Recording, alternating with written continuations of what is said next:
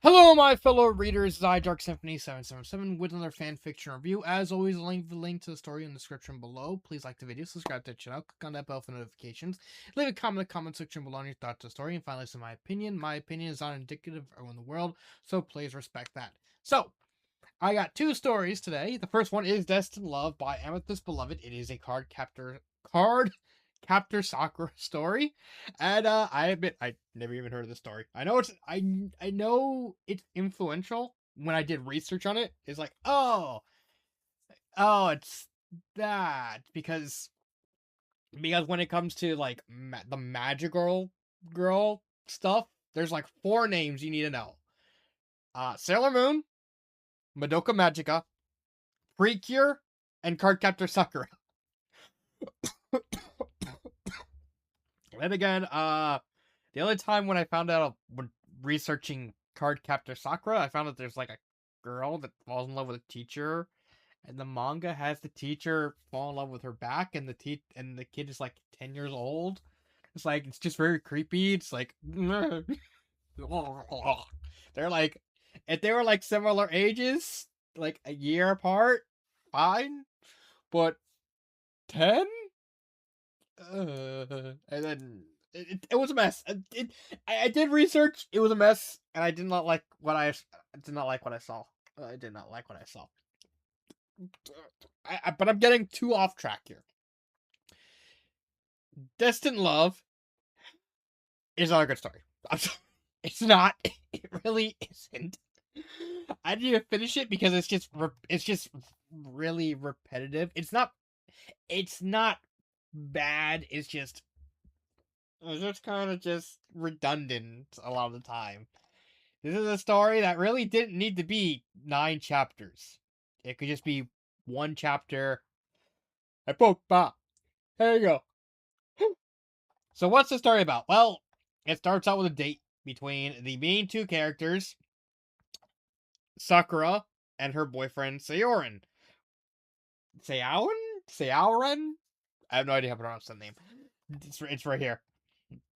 Point is, they're on a date, and then they have to continuously go around and find these new cards and answer riddles that involve all of their friend groups falling in love with each other, because Clamp's whole idea is like everyone falls in love with everyone.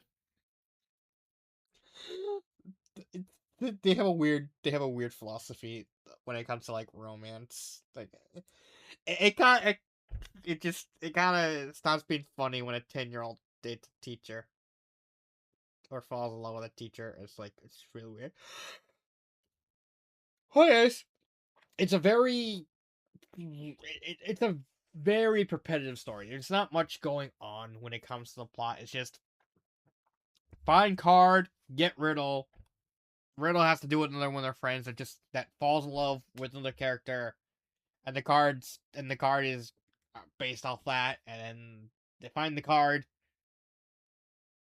and this just repeats. It's it's not interesting. It's not deep. It's something. This is a story from 2003. This is probably passable all the way back then.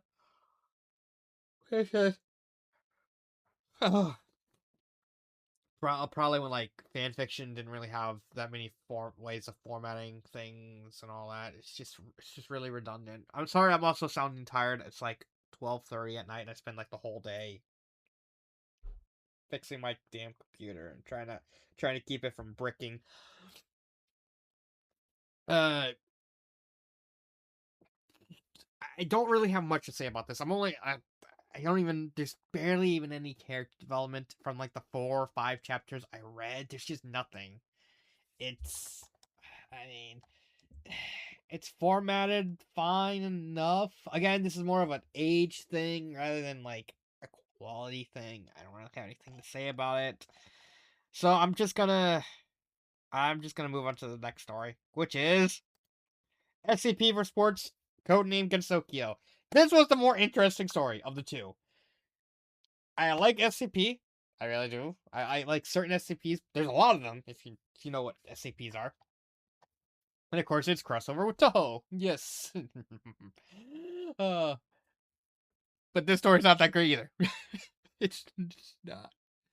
It's not. It's not as bad as the first story, but it's pretty bad. So what is the plot about? That's where we have our first problem because the plot is really, really weird. Not weird in like you can figure it out. I know what the plot is more or less.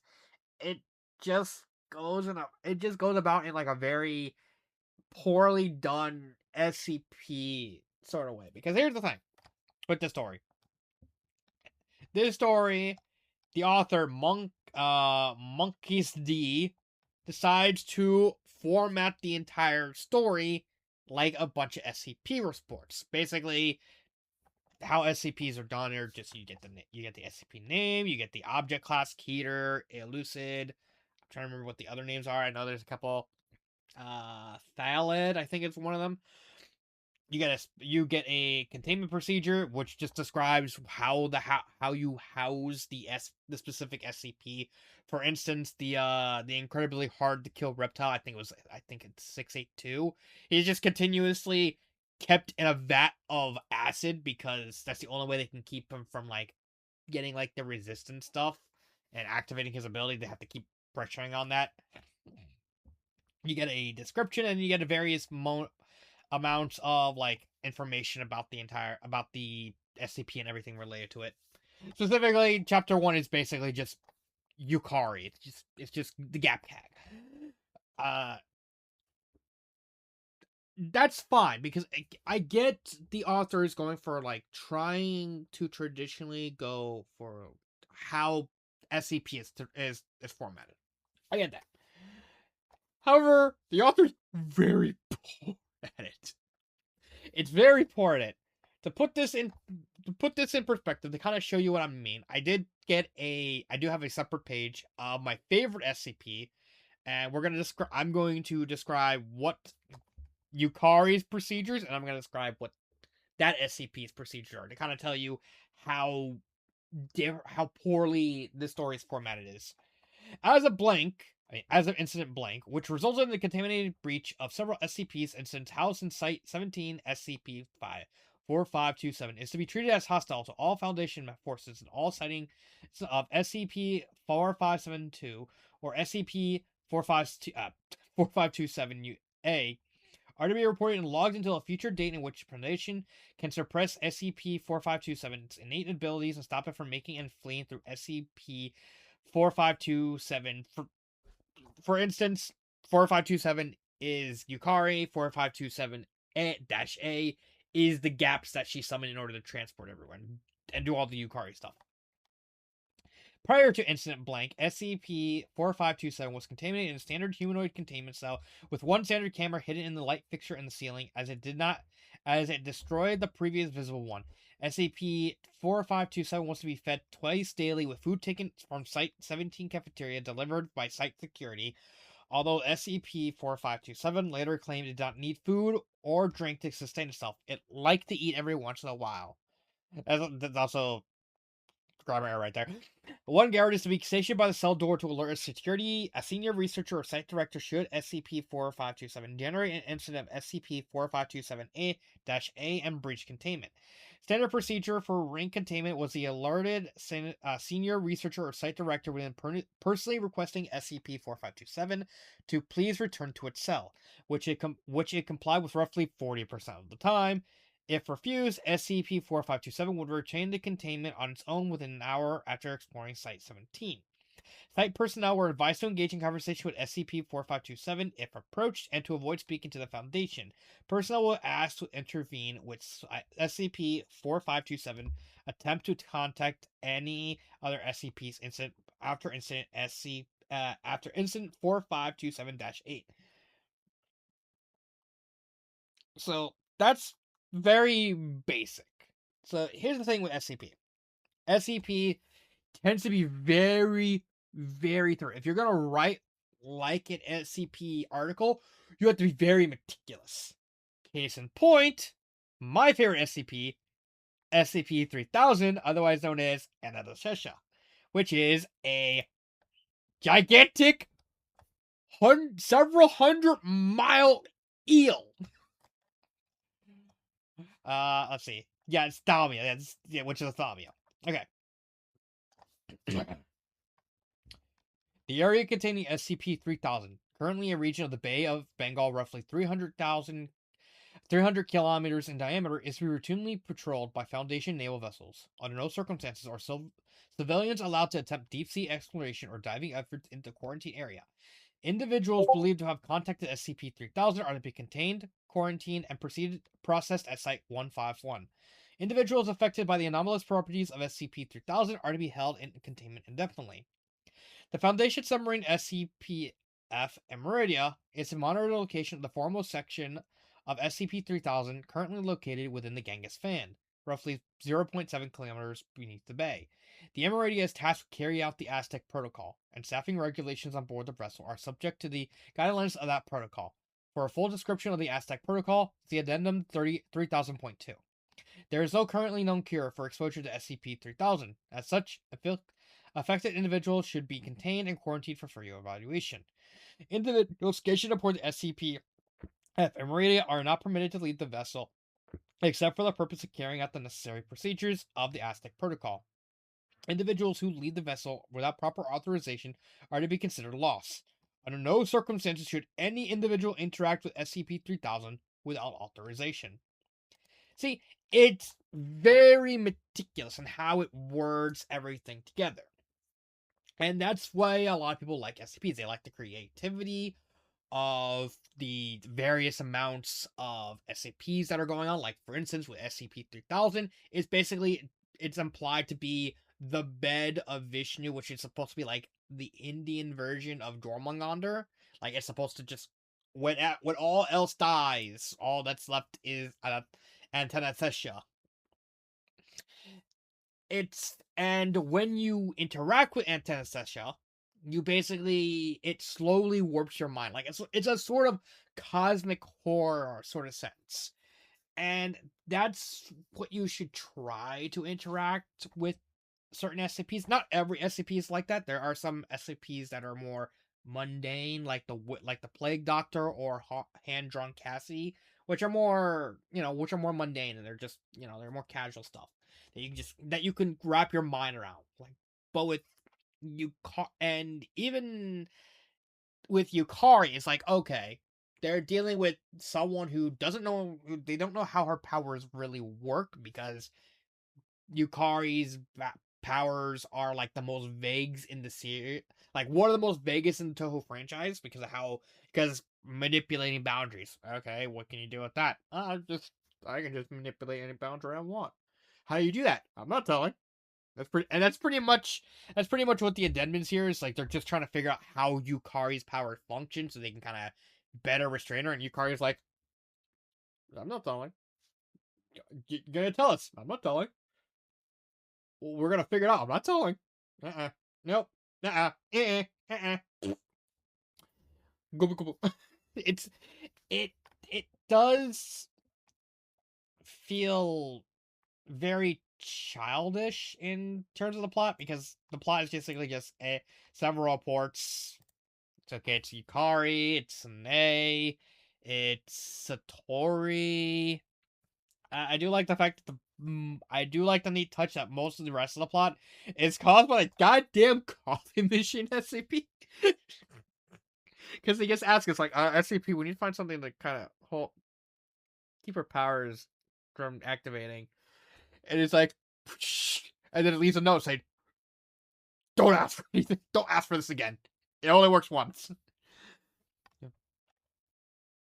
I mean, and tricking Yukari with like something that nullifies her power at least makes sense, because Yukari is like one of those types of people that, like, okay, is so prepared for anything that, her doing something actually messing up seems kind of weirdly fitting. Especially since, okay, I didn't tell them anything. They're not going to be able to shut down my powers? Oh no, my powers shut down, and she's like puking blood everywhere. It's at least clever. I can defend the author specifically just for Yukari, because at least a lot of stuff in context with how Yukari functions as a character, as well as like as the administrator and sage of Gensokyo, I can understand that. What I can't understand and what I can't defend is everything past Yukari. Because it's just making uh, just just making them stupid. They made the SCP so dumb. I get it's in character. They really don't want to use like other SCPs if need be, like except unless ones they can actually control, the coffee machine. It's such a weird decision to make. One, have the SCP, who are known for being meticulous and being very direct and very thorough with everything, constantly screw up. Like, there's a part later in the story, I think it's this one. Yeah, where they're housing Wandre, the vampire lolly who has the ability to just destroy stuff instantly. Yeah, that's their power.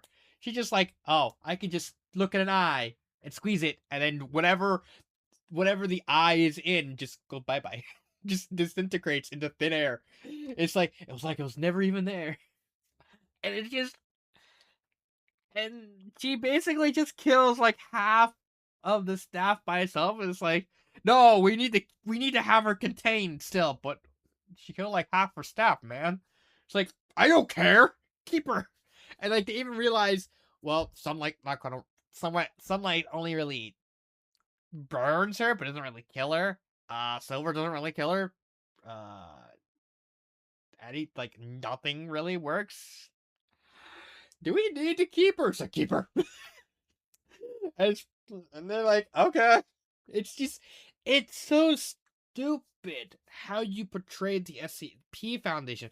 I get you need to dumb them down a little bit to kind of big up the Toho characters, because you're trying to portray like the Toho characters like these indomitable beasts that the SCPs can't really properly deal with.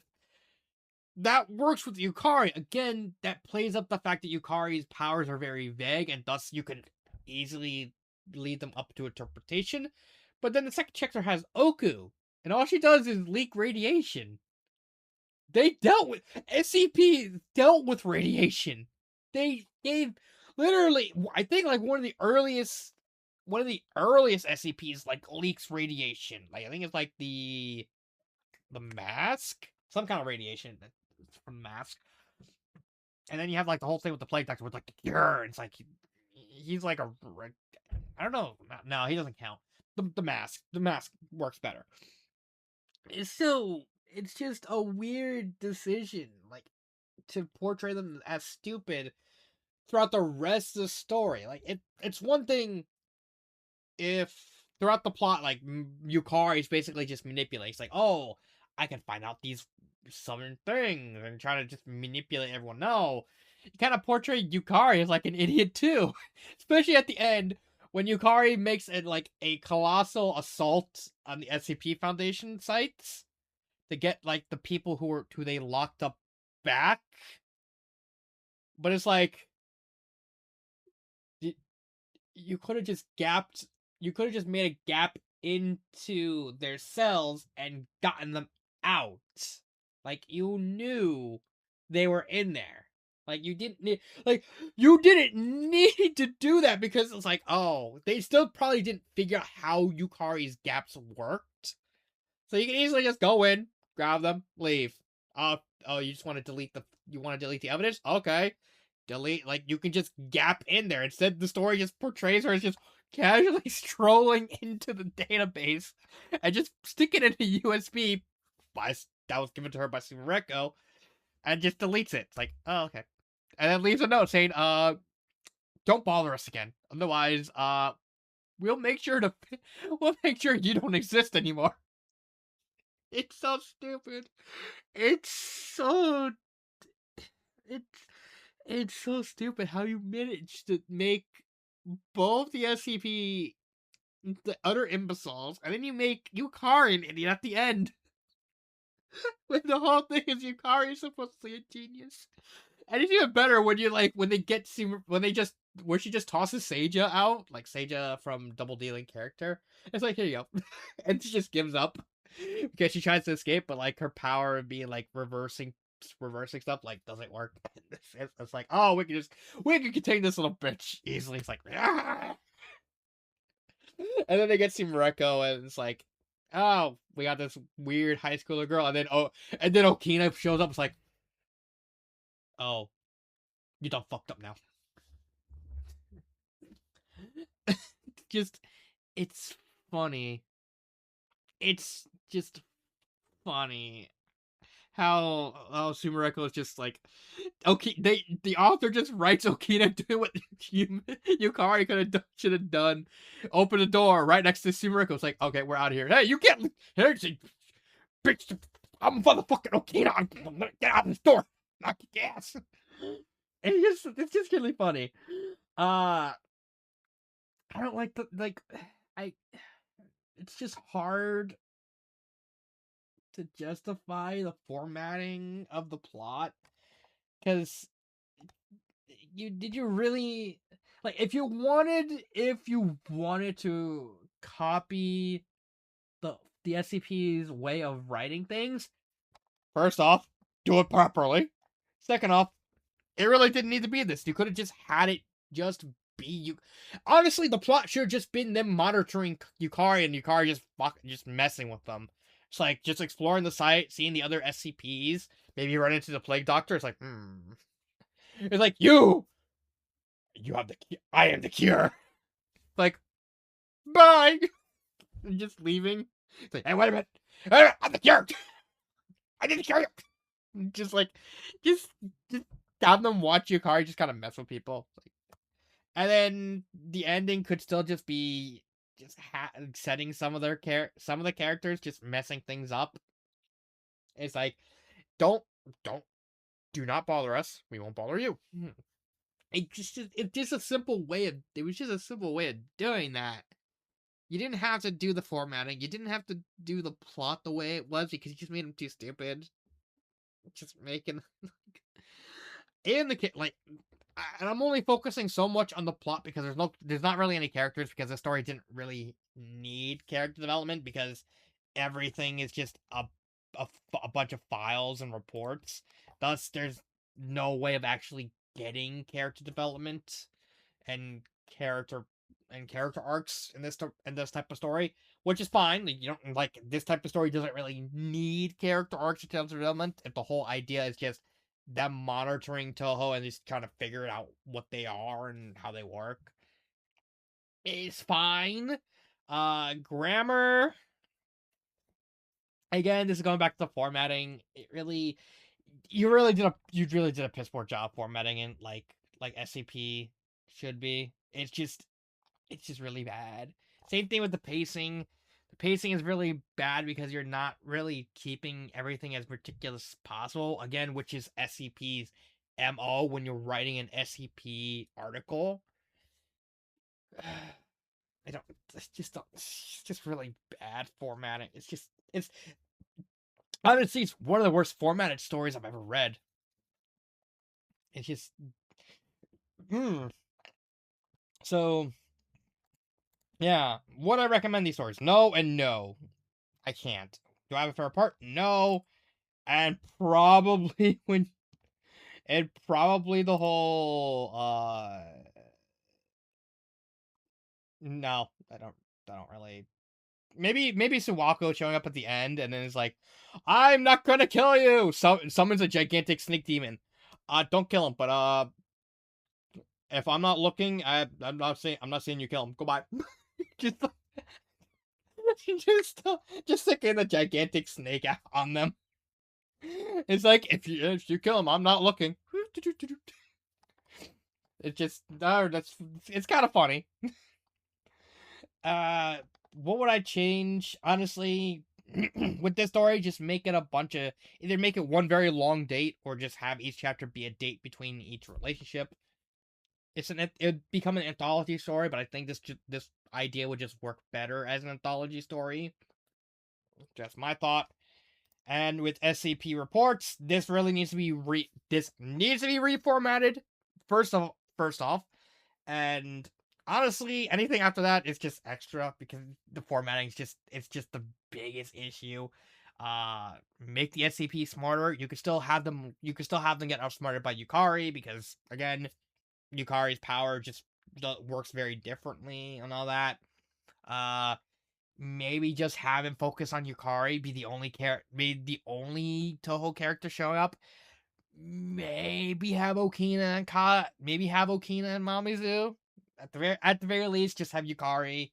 You don't need any of these other ones. You can just have more interviews of them trying to figure out how Yukari functions and trying to keep her there. And Yukari is just like, goodbye, just just completely messing with them the entire story. There's a lot you could do with the idea. Just the idea is just not that great. And that's really it. It just really needs that formatting fixed. Most of all. So yeah. These have been these two stories. This has been Dark Symphony 777. And